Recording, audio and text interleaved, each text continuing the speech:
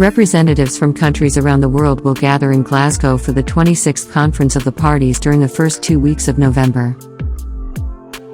The conference comes as alarm over the Earth's climate reaches a new high with greenhouse gas emissions and global temperatures continuing to rise.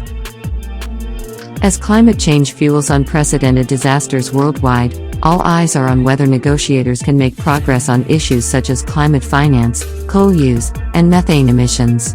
Scientists and UN officials have warned that if governments don't take drastic action to reduce emissions immediately, much of the world will suffer climate catastrophes.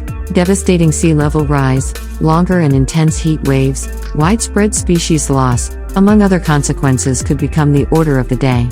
Though most countries signed the Paris Agreement, which committed them to reducing greenhouse gas emissions, Earth-warming emissions have continued to rise faster than expected.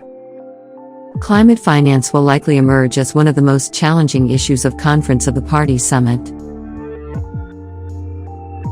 Developing countries are demanding that developed countries mobilize $100 billion per year to help them reduce emissions and adapt to the worsening effects of climate change. COP is expected to discuss development and implementation of international carbon markets, which allow for the trading of emissions reduction credits.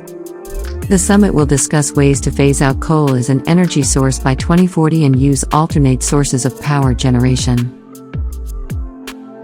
Leaders will formally pledge to cut methane emissions by at least 30% by 2030. Though the commitments made during COP are unlikely to prevent rising temperatures, climate change will be a central topic at future multilateral summits like the G7 and the G20.